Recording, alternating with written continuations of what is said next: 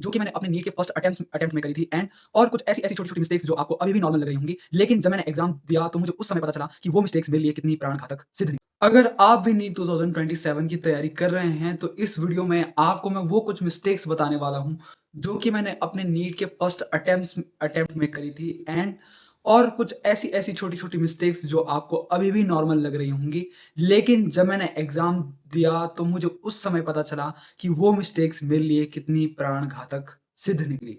ठीक है? तो इस वीडियो में आज हम एक ऐसा पॉइंट भी डिस्कस करेंगे जो कि आप सब कर रहे हैं, लेकिन आप उसे इग्नोर भी कर रहे हैं। तो इस वीडियो में बने रहिए।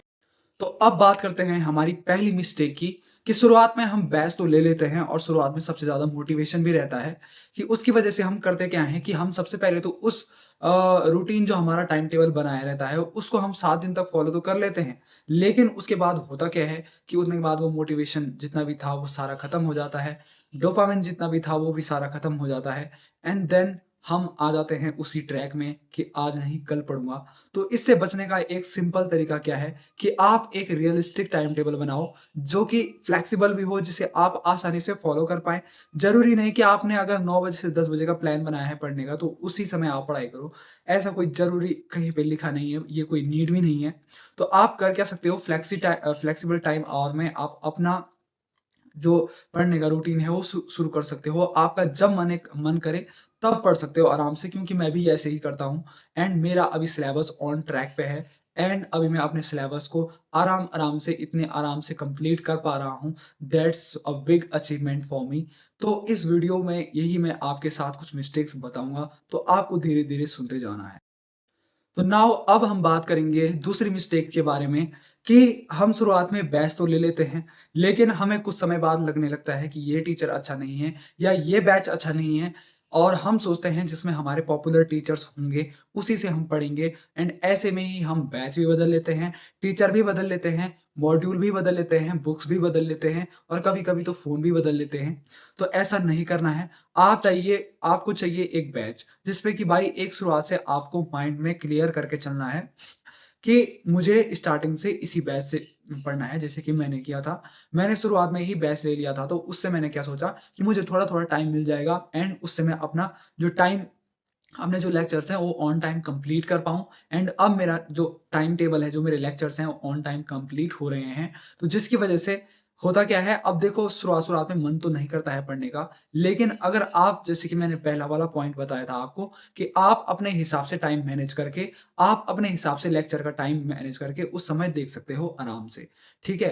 तो आप ऐसे भी कर सकते हो। तो आपको बैच बदलने की कोई ज़रूरत नहीं है, एक बैच ले रखा है तो उसी बैच से पढ़ो एंड उसी बैच से थोड़ा-थोड़ा करके जैसे-जैसे आपका मोमेंटम बनता जाएगा, वैसे-वैसे आप पढ़ सकते हो। नाउ अब हम बात करेंगे तीसरी मिस्टेक के बारे में, कि आपने नोट्स तो बना लिए हैं, अब आपके जो आप डीपीपी सॉल्व कर रहे हैं या टेस्ट दे रहे हैं, उसमें मार्क्स नहीं आ रहे हैं।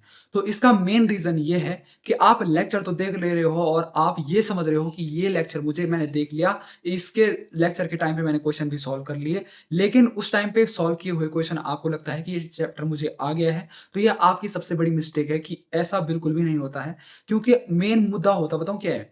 कि आप सबसे पहले जैसे कि लेक्चर देख लिया, ठीक है?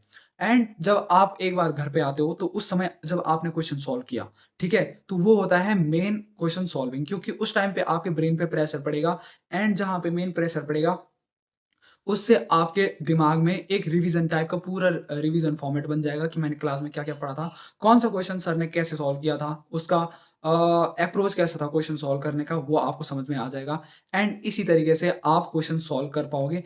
यही मैं आपको इस वीडियो में बताना चाह रहा हूँ कि लेक्चर देख लेना, चैप्टर कंप्लीट करना नहीं होता। तो ये आपकी सबसे बड़ी मिस्टेक हो सकती है। अब हम बात करेंगे अपनी 5वीं मिस्टेक के बारे में, कि आपने लेक्चर तो देख लिया है, लेकिन आपने जो डीपीपी है वो कल पे टाल दी। तो ये आपकी सबसे बड़ी मिस्टेक हो सकती है कि आप अपने काम को कल पे टाल रहे हो, या मैं वो क्वेश्चन जो डीपीपी मुझे मिली है उसे मैं कल करूँगा। मैंने क्या किया था पर्सनली, मैं आराम-आराम से एक-एक लेक्चर देखता गया, आराम-आराम से उस डीपीपी को सॉल्व करता गया एंड जिसकी वजह से क्या होता था कि जब मैं डीपीपी सॉल्व करता था, कि उस समय मेरा जो क्लास में पढ़ा है वो सारा रिमाइंड हो जाता था एंड उसका एक टाइप से रिवीजन भी हो जाता था थोड़ा-थोड़ा। तो उसकी वजह से क्या होता था, मेरे क्वेश्चन भी बन जाते थे और जो मैंने क्लास में पढ़ा है, उसका भी रिवीजन हो जाता था और एक अंदर से सेल्फ कॉन्फिडेंस आ जाता था। तो आपको करना क्या है कि आपने क्वेश्चन देख लिया है, तो आप सुबह या शाम में उसी के तुरंत बाद डीपीपी सॉल्व कर सकते हो एंड देन आप जब नोट्स बनाओगे, तो उसके बाद भी आप मॉड्यूल सॉल्व कर सकते हो। इससे आपका 4 बार रिवीजन हो जाएगा आराम से। तो आपको ये मिस्टेक भी नहीं करनी है भाई। तो अब बात करते हैं हम बैकलॉग की। बैकलॉग पे मैंने एक डिटेल्ड वीडियो बना रखी है, वो यहाँ पे मैं लगा दूँगा कार्ड में ऊपर, ठीक है? तो बैकलॉग को कैसे कंप्लीट करना है? तो देखो वैसे तो बैकलॉग कभी कंप्लीट नहीं होता है। वैसे हम बैकलॉग को सॉल्व कर मतलब कंप्लीट कर सकते हैं आराम से।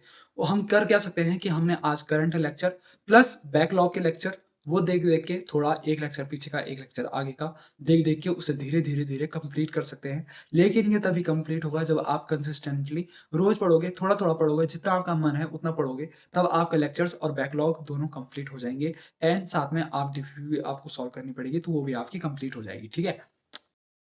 तो भाई नीट में आपका जो सबसे आपका फ़ेवरेट सब्जेक्ट है, जैसे कि किसी का बायो हो सकता है, केमिस्ट्री हो सकता है, फिज़िक्स हो सकता है, तो आपका फ़ेवरेट सब्जेक्ट ज़रूरी नहीं कि नीट में आपका सिलेक्शन करा देगा, क्योंकि सब सारे सब्जेक्ट का वेटेज मैटर करता है हर एक नीट में सिलेक्शन लेने के लिए।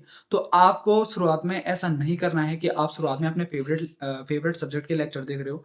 भाई मैंने क्या किया था सबसे पहले कि मेरे को फिज़िकल केमिस्ट्री से मैंने स्टार्ट किया था एंड देन मैंने फिज़िक्स अभी कंप्लीट कर ली है लगभग एंड अब मैं मूव करूँगा बायो पे, क्योंकि बायो भी मैंने स्टार्ट में करी थी, थोड़ा-थोड़ा मैंने देखी है एंड 2-3 लेक्चर मैंने उसके 4 2 या 2 1 में या 2 1 में 4 लेक्चर मैंने कंप्लीट करे थे उसमें।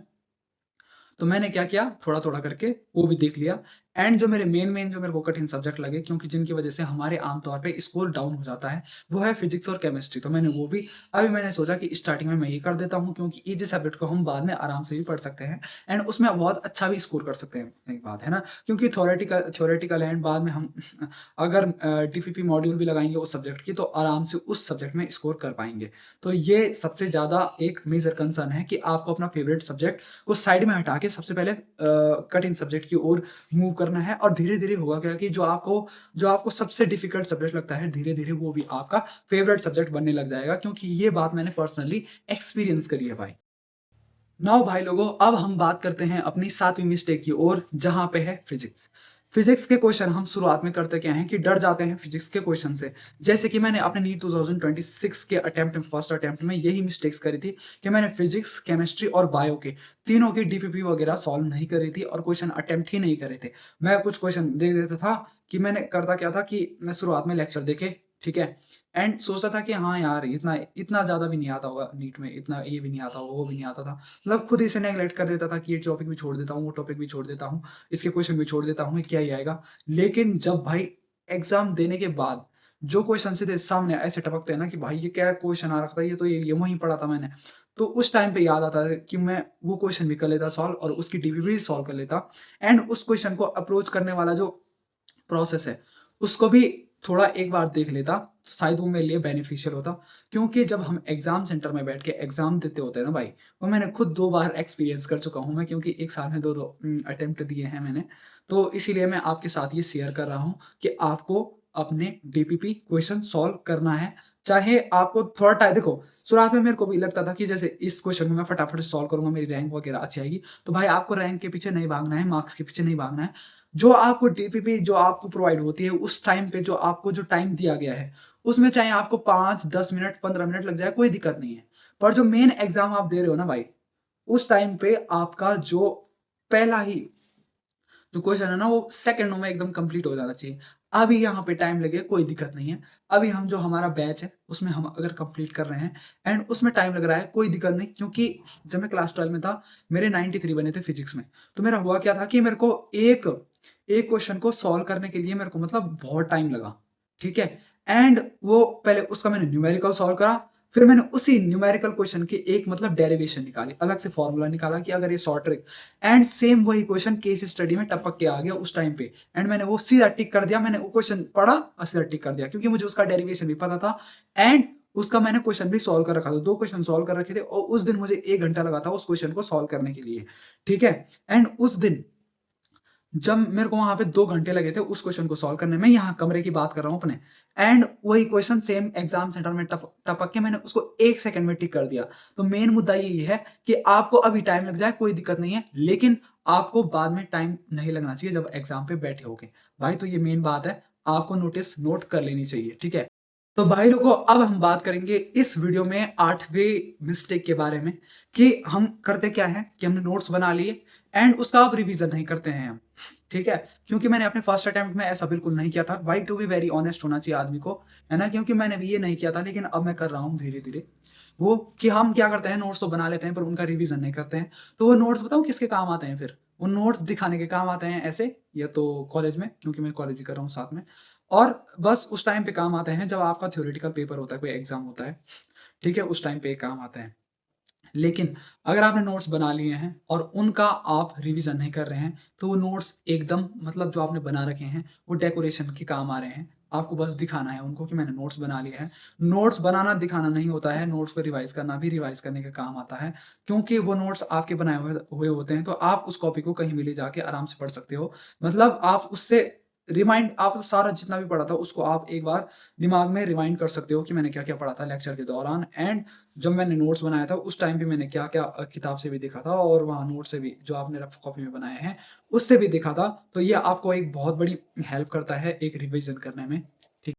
तो नाउ दोस्तों अब हम बात करेंगे अपनी 9वीं मिस्टेक के बारे में कि टेस्ट ना देना रेगुलरली एंड टेस्ट दे दिया है तो उसमें अगर 500 नंबर बन रहे हैं और आपने देख के फिर आप मूव ऑन हो गए वहाँ से, तो ये आपकी सबसे बड़ी मिस्टेक हो सकती है। क्योंकि आपको करना क्या है कि आपने टेस्ट दे दिया एंड देन आपको क्वेश्चन को कहाँ पे आपकी गलती हुई है, मतलब कौन-सा टॉपिक आपका स्ट्रॉन्ग है, कौन-सा स्ट्रॉन्ग नहीं है।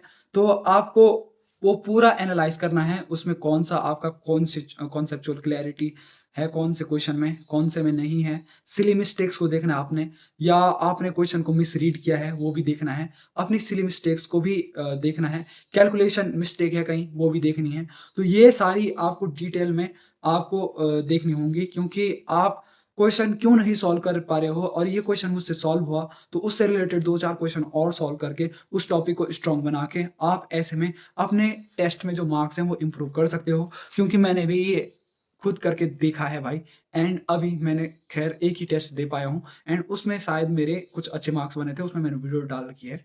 तो वो भी आप कर सकते हो क्योंकि अब मैं दूसरा टेस्ट दूँगा जैसे मेरा थोड़ा बायो का सिलेबस और हो जाएगा, फिर मैं वो दे दूँगा अपना दूसरा टेस्ट क्योंकि अभी मैंने दूसरा टेस्ट भी नहीं दिया है अपना, तो मेरे को अभी दूसरा टेस्ट देना है अभी 720 नंबर वाला क्योंकि मेरे को थोड़ा अभी बायोलॉजी का रह रखा है एंड थोड़ा ज़ूलॉजी का रह रखा है। ज़ूलॉजी में थोड़ा पीछे हूँ मैं अभी, तो उसका रह रखा है फिर मैं ज़ूलॉजी का दे के पूरा क्योंकि वो थोड़ा कठिन चैप्टर है तो उसको सबसे पहले फिनिश करूँगा मैं, है ना? तो ऐसे करके मैं ये वाली मिस्टेक भी अपनी सुधारूँगा क्योंकि मेरी ये खुद की मिस्टेक है तो भाई मैं खुद भी सुधार सकता हूँ ना।